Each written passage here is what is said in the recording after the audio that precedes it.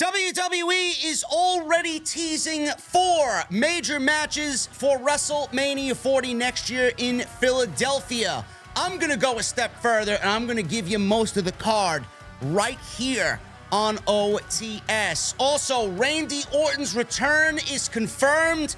WWE's planning Randy Orton for the Survivor Series. Matt Riddle, he's looking at joining a new promotion as several different promotions are showing interest in the former WWE superstar. And Roman Reigns, how is the creative process now that Roman Reigns is back in the fold on the way to WrestleMania 40? All this and so much more right here on Off the Script. It is Saturday, October 20th, 2023, and we are going to start with Matt Riddle. Obviously, as you guys know, Matt Riddle was released from the WWE. He was a part of the latest round of budget cuts. Matt Riddle had an incident at the JFK airport where he claimed sexual harassment, and that did him no favors with the WWE, where he accused the Port Authority police officers of sexual assault. Footage of it was released that shows an apparent Riddle drunk at the airport while waiting on his next flight. And now, in the latest edition of the Wrestling Observer newsletter, Dave Meltzer has some news on Matt Riddle and reported that Riddle's people are in talks with several companies, but he can't sign with anybody until his non-compete ends at the end of December. Meltzer wrote, and I quote, "Regarding Matt Riddle, his people have already been in talks with a number of pro wrestling, MMA, and boxing companies regarding working there. The only two that have come out are PFL and Bare Knuckle Boxing. Nothing can be announced until December when his non-compete ends. And yes, his non-compete does extend to the MMA and boxing." Fuck the non-competes. I hate them. I can't stand them. I wish that they would do away with them. I understand why they do them. But yes, independent contractors, sure thing. Matt Riddle, I have explained this to a lot of you guys over the years. Matt Riddle is a tremendous professional wrestler. The only thing that is going to hold Matt Riddle back is his behavior outside the octagon or outside of the squared circle. I don't know where he's going to end up. AEW, I'm sure Tony Khan would love to have Matt Riddle. I'm sure Matt Riddle would thrive in a promotion like AEW. But does that locker room want the headache that Matt Riddle brings along with it? Now, he's not like Punk, where he's going to arrive and things are going to blow up immediately. But a bad influence on a locker room that is finally just getting its footing after the tumultuous CM Punk situation. Don't know if you want to welcome bad influences into the locker room right now when everything seems to be good and calm. But at the end of the day, everybody knows Matt Riddle is great. He could be a fucking absolute legend if he wants to. He's fucking great. I think Matt Riddle is awesome. But at the end of the day, he's going to be the only one to stop his career and derail what could potentially be a great career for himself. I wish him nothing but the best. I really do. I really wish him nothing but the best, but we're not going to find out what Matt Riddle does until the new year, and it's going to be very interesting to see who is willing to take a chance on Matt Riddle. 4 big matches already being teased by WWE for WrestleMania 40. The build towards WrestleMania has already begun. Typically, when we start rolling into Survivor Series, that's when we get the ball rolling on WrestleMania build. Now, although WWE is looking at the near future with Crown Jewel and Survivor Series in November, the company is also looking towards WrestleMania 40. It's already near sold out. It's the first WrestleMania under the Endeavor umbrella, and they want it to be the biggest event of all time. Plans for the regular top stars have already been in motion. They have been in motion for a little bit now. In the latest edition of the Wrestling Observer newsletter, Dave Meltzer reported that 4 matches are in the works for WrestleMania 40. The biggest match is the undisputed WWE Universal Heavyweight Championship. Roman Reigns will defend against Cody Rhodes, a rematch from this year's WrestleMania 39. where Reigns went over in what will be remembered as one of the biggest upsets in Mania history. Obviously, everybody wanted Cody to win. Reigns was not ready to give up that championship, and WWE was not ready to see a champion other than Roman Reigns. Meltzer wrote, and I quote, "Right now, based on things told to me and stare downs on television, whether this is for Mania or another big show, the down the line teases this week were Reigns versus Rhodes, Ripley versus Becky Lynch, Jimmy versus Jay, and Charlotte Flair versus Jade Cargill." Now, I don't know about the ladies' matches. I'll give you my opinion in just a second. But the other two are absolutely solid, written in blood, ready to go, man. There is absolutely no indication otherwise. There is going to be a match between Jimmy and Jay, and there will be a rematch from this year's WrestleMania with Roman Reigns and Cody Rhodes. Now, I'm going to go a step further, and I'm going to give you a fleshed out WrestleMania card where these matches fall, on what night they take place. That's going to be up to the creative department, but this is what I'm already envisioning for WrestleMania. And if you guys have any other changes that you'd like to see on what I'm going to give you, if you guys have any other opinions on the matter, sound off in the comments below. I'd love to see what you guys would book logically, based off what we've seen on television, what you would do for WrestleMania 40. Gunther, he will go into WrestleMania. I don't know if he's going to go as the Intercontinental Champion. I think that would be fucking great. Now, that's going to be the only thing that I don't really know about. Gunther, he will win the Royal Rumble. If I'm booking this thing, Gunther's winning the Royal Rumble. He will wrestle Seth Rollins and win the World's Heavyweight Championship at WrestleMania. And if he is the Intercontinental Champion, he will drop the title on Monday, and then we will have a tournament to crown a new Intercontinental Champion. Now, do they do that, or do they have Gunther lose the championship and really put somebody over by having somebody be the first one to beat Gunther on the main roster? I think that would be a little bit more beneficial to somebody like a Chad Gable or whoever they want to build up for the Intercontinental Championship. But Gunther versus Seth Rollins, that is what you're doing at WrestleMania. Cody Rhodes versus Roman Reigns. Solid. It's signed, sealed, and delivered. It's going to happen. Jimmy Uso versus Jay. Going to happen.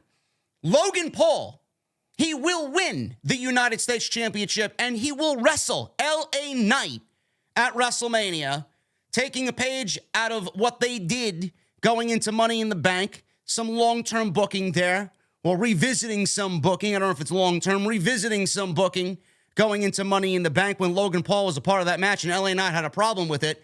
LA Knight, the thing with them is they're putting LA Knight in a match against Roman Reigns at Crown Jewel for the Universal Heavyweight Championship. Their priority there is to make LA Knight look strong. How do you book him to look strong in defeat when we all know he's not going to beat Roman Reigns for the championship? How do you take LA Knight and his momentum from there into Survivor Series and then kind of lower him down to wrestle for the United States Championship? That's my problem with that. I think they're doing it backwards. But in the logical way of making it all make sense, LA Knight and Logan Paul for the United States Championship would be a WrestleMania moment. LA Knight wins his first major championship in WWE, and WWE would give us the greatest United States Championship match of all time, or the biggest United States Championship match of all time between those two. That's what I think is best for LA Knight and Logan Paul at WrestleMania. Rey Mysterio will once again wrestle Dominic Mysterio, this time in a hair versus mask match, one-on-one, and Dominic will retire his father at WrestleMania. Finn Balor versus Damian Priest, one-on-one, in a clash of Judgment Day. I think at this point, Damian Priest will be kicked out of Judgment Day. What is going on with the briefcase? I don't really know. Charlotte Flair, I put her in a match against Bianca Belair. WWE has a few options for the ladies going into WrestleMania. Charlotte and Bianca, you know they want to do that at WrestleMania, and I feel like that is going to happen this year. You could also do Rhea Ripley versus Bianca Belair. Bianca Belair winning the Royal Rumble and challenging Rhea Ripley for the World Women's Heavyweight Championship. I think that would be a better match than Bianca versus Charlotte, but that's just my opinion. But right now, we'll go with Charlotte and Bianca, being that they are on SmackDown and on the same brand. Becky Lynch. I don't know if she's going to be the NXT champion at this point.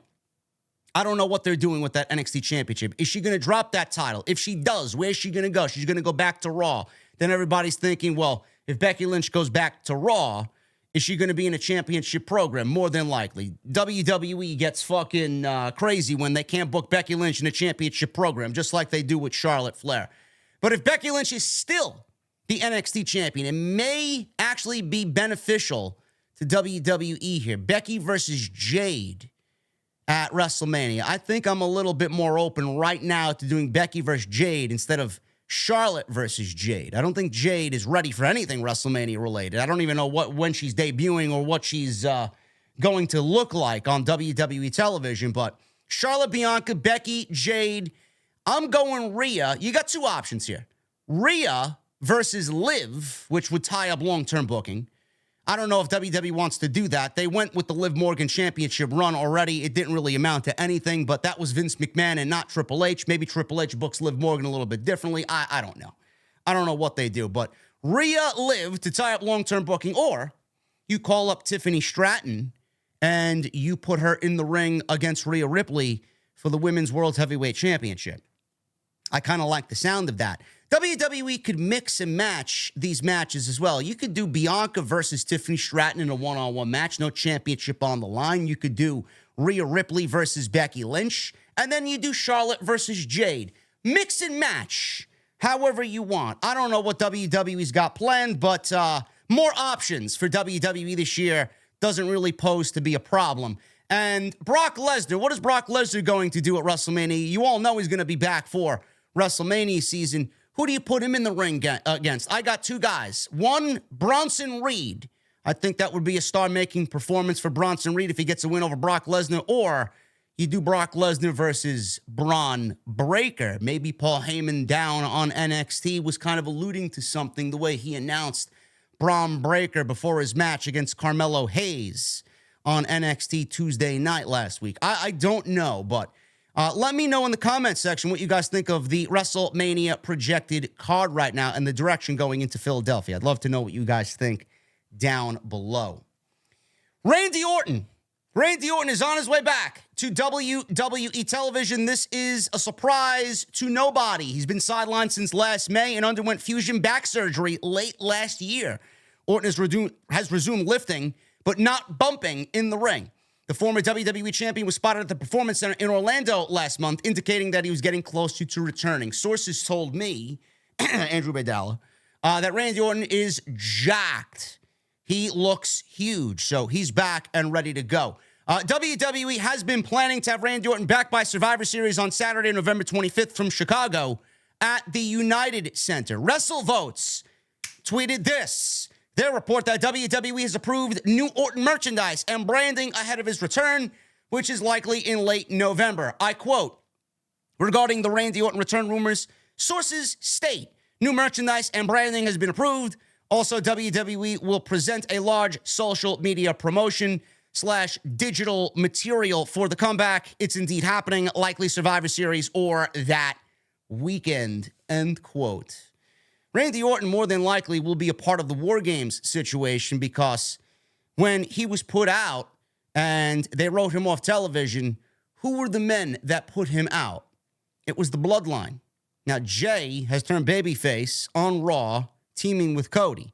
I don't know what is going to happen there. WWE is going to have a very intriguing way to write Randy Orton into the Survivor Series plan, if that is the plan for him to return. But putting him in a ring against the Bloodline, I think that would make the most sense, which would then carry over to Randy Orton versus Roman Reigns at the Royal Rumble in Tampa in 2024 for Roman Reigns' first defense of the Universal World Heavyweight Championship to start 2024. War Games. What are we looking at for War Games? Roman Reigns, Solo Sikoa, Jimmy Uso, Finn Balor, and Damian Priest. That gets the Judgment Day and Bloodline involved. They're working together as some mega group to take out the pesky baby faces here. So you got those 5 men. On the babyface side, who do you got? Cody. You got Jay. You got Sammy. You could do either Kevin Owens, John Cena, or LA Knight, depending on who you're feeling. More than likely LA Knight, being that he just got the match with Roman Reigns in Saudi at Crown Jewel. So Cody, Sammy, Jay, LA Knight, and then Randy Orton. I kind of like that team. Now, what do you do with KO? What do you do with John Cena? Is John Cena even going to be back for Survivor Series? I think Crown Jewel may be his last show, and then he goes back to Hollywood. I'm not really sure. What do you do with Kevin Owens? Kevin Owens is on SmackDown. I don't really know what you do with Kevin Owens. Does he sit it out? Does he play a factor in another way? I don't know. Does Randy Orton take out somebody on the babyface team and inject himself in there? Is he a big mystery surprise by Cody Rhodes? Hey, I got somebody I know very well. Let me call him up, and he's going to be on our squad for War Games. I don't really know what they do. Again, it's going to be intriguing television. But Randy Orton will be factored into Survivor Series, and if he is, War Games makes the most sense. And then a feud with Randy Orton and Roman Reigns heading into Royal Rumble 2024 makes the most sense for his return. I'm very much looking forward to him back on Raw. Randy Orton has been sorely missed. Anything to do with Randy Orton is top-notch television. Very much looking forward to that return on WWE television. And speaking of Roman Reigns, we'll end with this. This comes as no surprise. The creative process for Roman Reigns, how it has worked since he's returned back to television after a 2-month hiatus.